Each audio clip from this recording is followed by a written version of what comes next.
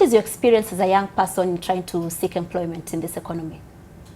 Well, in perspective, the current environment for employment... Please raise your voice a little bit. Sorry?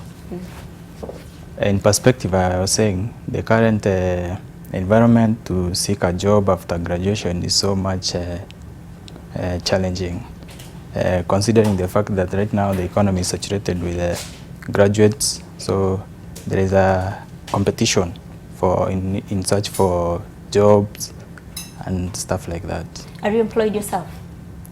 Like an employee? Or no, I'm not employed. No, you're not employed. No. How long has it been since you graduated? I finished school in 2016, but I graduated in 2017. 2017. Yeah. So since then you've been unable to find employment? Yes, employment. Yeah, I have never been employed anywhere. So what do you do now? Right now I have a furniture business. You have a furniture business? Yeah, I sell furniture. You sell furniture? You make them yourself or you just sell them? We produce and sell furniture. Yeah. How about you, Nefat? I finished university on June 2017, and I started looking for jobs since as early as January 2017, graduated on December 2017. Since then, I haven't been able to secure a formal employment. It's a bit tough. There's a lot of competition, yet you still have the credentials. When you apply for a job, there are these websites that tell you how many people have applied for that position. You find one position like an internship having over 500 people that have applied. Now, how do you come and narrow down to the right person to get that one opportunity out of 500 people? So it becomes a bit difficult. And then you're told that, yes, you have your papers. Now you need to go back to school again to get other papers. Then you ask yourself, for the 4 years I was in the university, I went there I trusted in the system, the Kenyan education system, that after university I'll be able to secure a job. Now after the university, the struggles that you get after university, now you get to compete with the people that did not finish school. The opportunity, the business opportunity that you have, you now get to compete with them, of which you've been on a higher hierarchy or been an elite. You're not supposed to go and start as kiosk. You're supposed to go and start You're supposed to be at a place of advantage. A place of advantage. Yeah. So what do you do now? I do a bit of freelancing. Freelancing? Yeah. In what kind of field? Academic freelancing, research, just to pay the bills and finance my way through school again. So you've gone back to school? Yeah, currently I'm doing CPA at Vision Institute Professional. I hustle during the day, then I go to school during the evening. Yeah. Ram, you've had the two gentlemen. What are your thoughts about what they just said? It's very, very representative of many cases that we hear, of many youths who come to us and who are in clearly similar situations. And this is a very wide problem in Kenya and also mostly in Africa and also in various parts of the world. So, and the problem is also further compounded by the lack of real formal jobs in the Kenyan economy. The formal jobs in the Kenyan economy account for only 20% of the overall jobs, and hence you see that a lot of our youth and also the population in the employable age bracket are doing a lot of freelancing work or in the informal employment space. Yeah. How do you think we got here? Did the economy overpromise, or is the problem the education system? How did we get here to the point that we have educated young people but they can't get a job? Yeah, I think there are many reasons here. Also, primarily what needs to happen is that we need to understand whether our education system is giving the employable skills to our youth. Yes, our youth have strong foundations on theory, but then again, how much of this theory are they really putting use in the practical sense in the jobs? And so that's where generation comes in. What we try and do is, on the one hand, we understand that employers are lacking entry-level trained talent. But also on the other hand, we understand that our youth are lacking the necessary job skills that's needed in the employment space. And so we act as that bridge. Where You're saying job skills. Usually when they advertise for a job, for instance, they will tell you they're looking for somebody aged between 25 and 30 to apply for this particular job, and they want someone who has 10-year experience. Correct. But these are young people who are unable even 1 year experience or 2 months experience because they can't get a job. So where are they supposed to get this 10-year experience that these employers are seeking?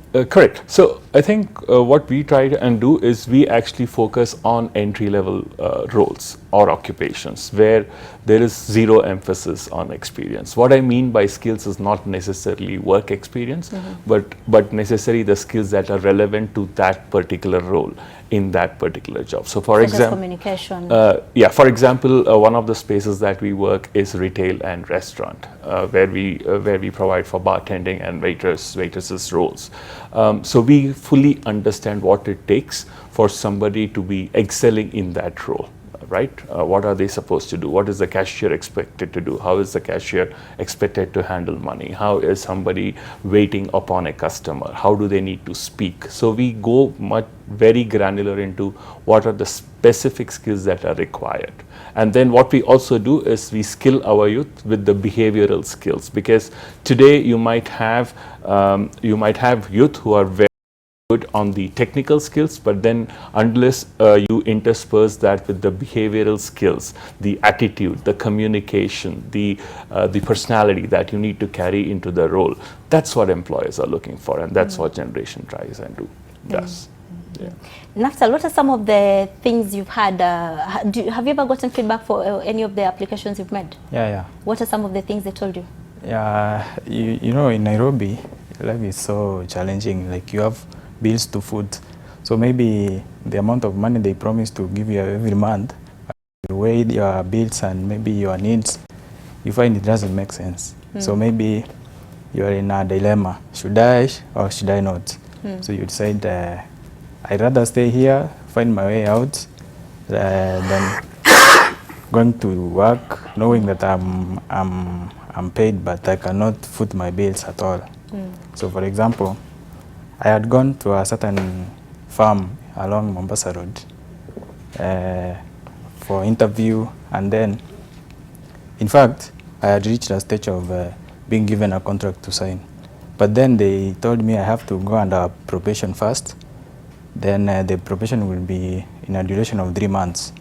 So in those 3 months, you'll only be getting around 10K a month. Then I went back and I sat with my own self and thought, 10K in 3 months.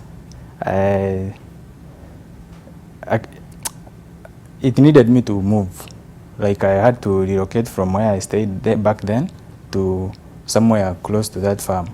But when I was thinking and weighing my options, I found out that I can just let it go. And one advantage I had is after school I had gotten myself into some hustle. We call it hustle mtaani. So in those 10K a month, sometimes I could brush my shoulders with that money in 1 week. So so your concern with that particular opportunity was the quality of the job they were offering you, the amount of money they were offering you. Yes. And how about you, Nell? Just like Naftali have said, when you graduate at the university, one of us has a dream, and that's a dream to prosper, to live a good life. That was the purpose of going to school. But now with the Kenyan education system, when you get out of the university, you are told not to dream now. Stop dreaming. Keep your paper certificates away. Now you have to hustle like a hustler. That's the term that they use. Now you're told now, accept every opportunity that comes your way. And when you do that, then you come to find out it is not every opportunity that is an opportunity. Now you have to scale down, because I once did insurance, and the premium that I used to get, the commission that I was paid on a commission basis, and the commission that I used to get was 4,000 a month. When you compare 4,000 a month, and you have to foot your bills, you have the, you know, how the Kenyan fares are, and then still you're going back to school. 4,000 per month the amount cannot balance with your needs. And the opportunities, there are some of the opportunities that you get, and there are no difference. There's no difference between calling it out on opportunities, because it is more of modern slavery. Modern slavery. Yeah, that's the term that I use. Because at the end of the day, if you can pay me 10K, but the job that you are going to give me much with my skills, or there's an opportunity to grow, I'll stay there and I'll work hard at that position.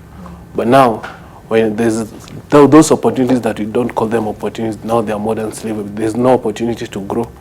There's no way that, and the job that you are getting, it doesn't have to necessarily match with your skill, but there's easy that opportunity to grow.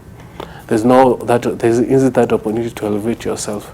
You don't feel like you've done something meaningful with yourself. It is not meaningful. But at the end of the day, there are those opportunities that, yes, everyone wants. There are good opportunities and there are bad opportunities. That you cannot accept every opportunity that comes your way. But that doesn't mean that you reject every opportunity that comes your way. Yes. And somehow it's like the Kenyan system is on a fight against us youths, because when you try to do something, there's a law blocking you. You need to meet these standards. When you go out there, there's another law that's blocking you to meet that standard. So it's becoming, it is like our leaders tell us, you need to be entrepreneurial. Then they expect us to be entrepreneur ourselves out of poverty. That doesn't make sense, because we need to be exposed in an environment where we can be able to think and be more creative and see these gaps that are available now. And with the education that you have gotten from the university, we can be able to come up with bigger ideas that can employ more youths. Yeah. Ram, one of the criticisms that has been leveled against the young people as they seek employment is that, one, they're choosy. They would rather chase after a white-collar job as opposed to seeking a job maybe in the informal sector, or trying to seek a job that can add value to the economy, and that they are not as innovative as the economy would want, and that they also seem to have this greed. I want to get to that point right now. I don't want to go through the process that will get me to that point. Do you think that's a valid criticism? It's a very mixed bag reaction. See, finally, I think we want to be in a world where we have the right to choose what we want. I personally believe in that. And so if our youths are saying that this is what I want to do because this is what I think I'm good at, then clearly there must be a place and a situation which provides for them to expose themselves in the area that they want to. Yes. It takes time. It takes time to build a career. It takes time to build a skill.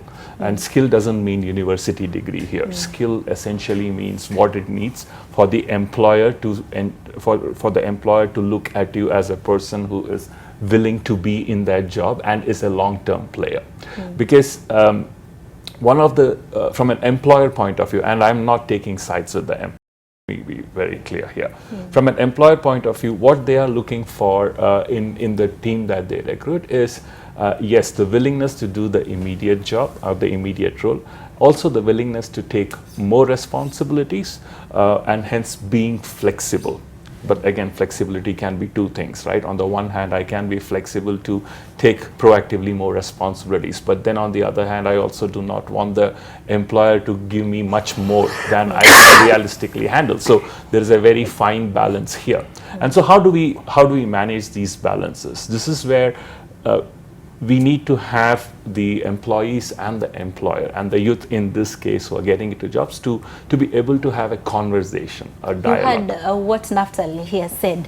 He said one of the greatest challenges is that you are offering them the job, yes, but you're not paying them right. Correct. As an employer. Correct. And he said somebody offered him 10,000 shillings. Nell there said somebody offered him 4,000 shillings per month.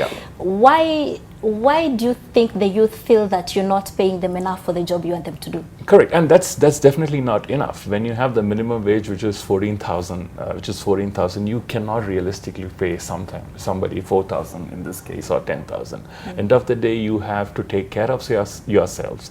You have mouths to feed, right? So it's again pushing the employers coming from a place where they need to understand what decent wages mean, what decent living means. Clearly, you and I know that 10,000 is not enough to run a family and a household, especially when I have taken a university degree, especially when I have loans to pay. And so clearly we are, and hence I think the formalization of the employment sector is very, very critical. The more formal the employers are, the more they are willing to engage formally with their employees. They want to adhere to the rules, the laws and the regulations that the country has laid for a decent living. Yeah. Naftal, the questions asked about the youth is, what is this obsession with white-collar jobs? You said you sell furniture now. Yeah. Is that something you set out to do, or it's because you failed to secure employment in the formal sector? Okay. One reason is a function of the other. First, when you join university, you are so ambitious. Like after school, you go out there and change the world. Then, in university, in fact, after university, you find that out here, the environment is very different from the perspective you have while in school. So, in one hand, it's because of failing to secure a job. And on the other hand, it has turned out to be something I will have to do. So, and then in the long run, you have your freedom of time and maybe freedom of money. I might put it that way. Yeah. Would you have considered, if you were to go back all over again, would you have considered the informal sector? Sorry? Right from the start? A job in the informal sector, something like plumbing, welding, or being a carpenter. Is that something you would have considered right from the start? There is a way people view these things. They make it to be so casual. But in the real sense, looking at it from a business perspective, you can hold a certain niche and make your killing there.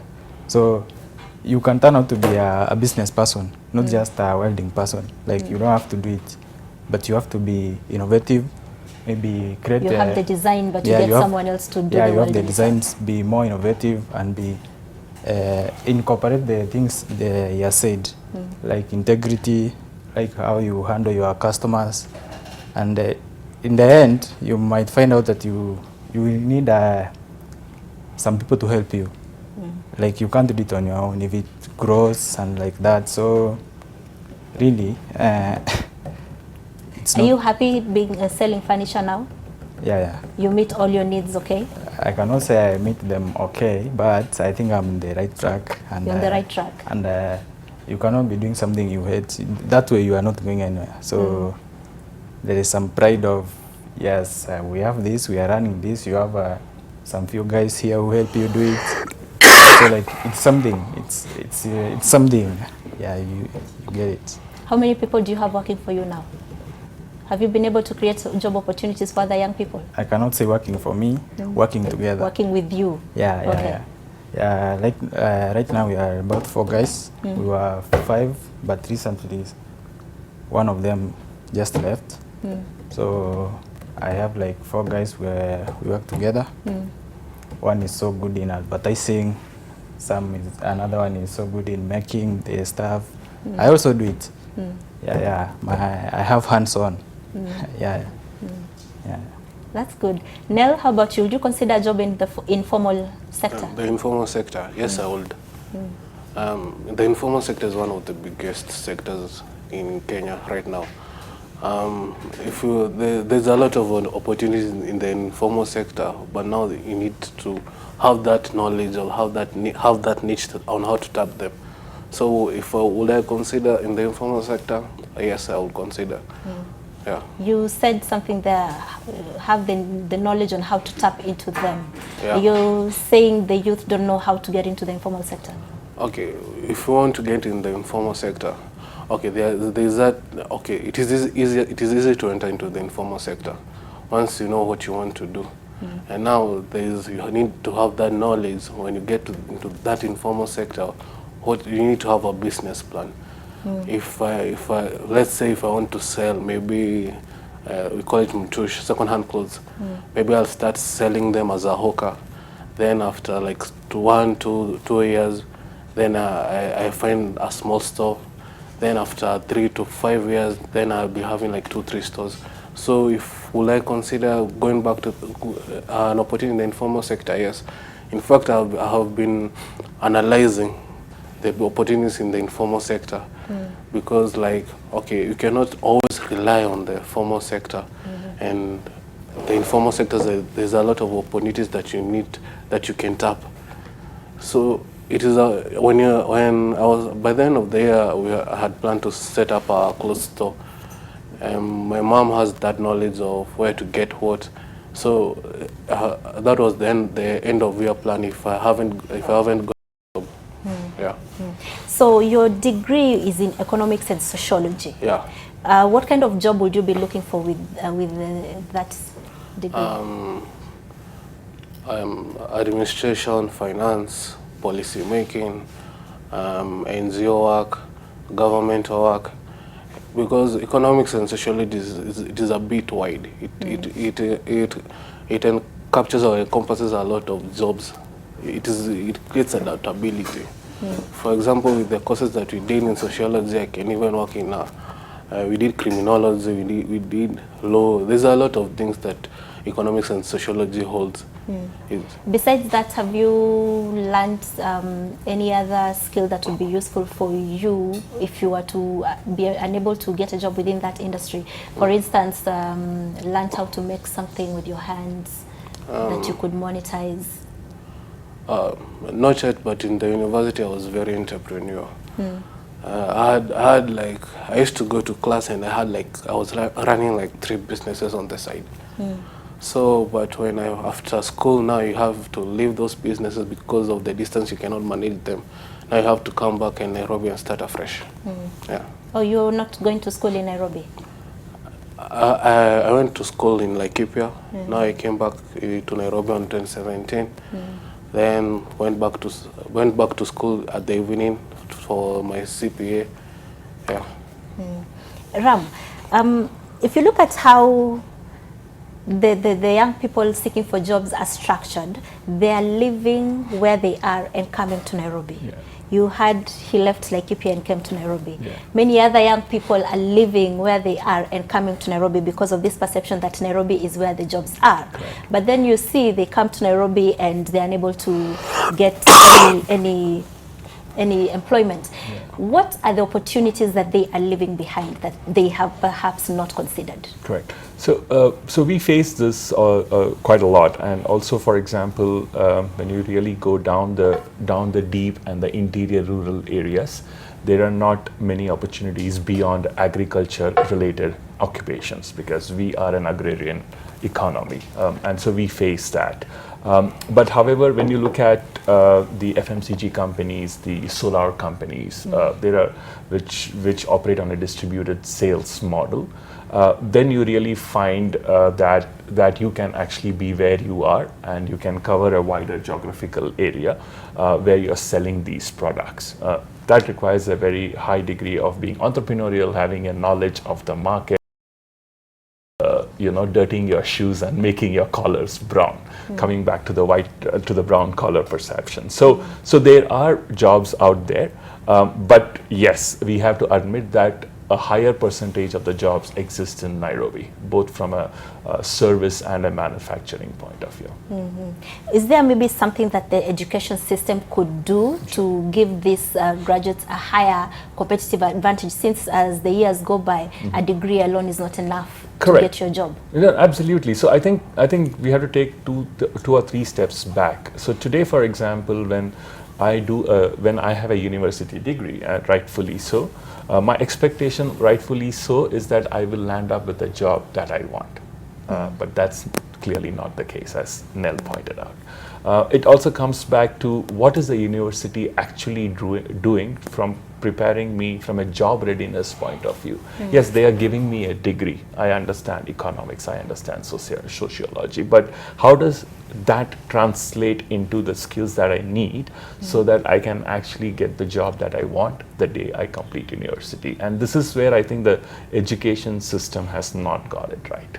They need to get into a mode where they are engaging with employers, where they are engaging with organizations, where they are engaging with the formal and the informal sectors and saying, okay, we are graduating X number of students every year. Tell us what you are looking at. Tell us where the demand is. Tell us how we can engage with our students better so that on day one, they're actually ready for you. Yes. And of course, likewise for the employers too. Employers also need to look and say, hey, you know what? You are giving me the student, this youth, but I would like to see these 10 things on day one when they sign off on the offer letter. Yes. Is that conversation happening? I don't think so.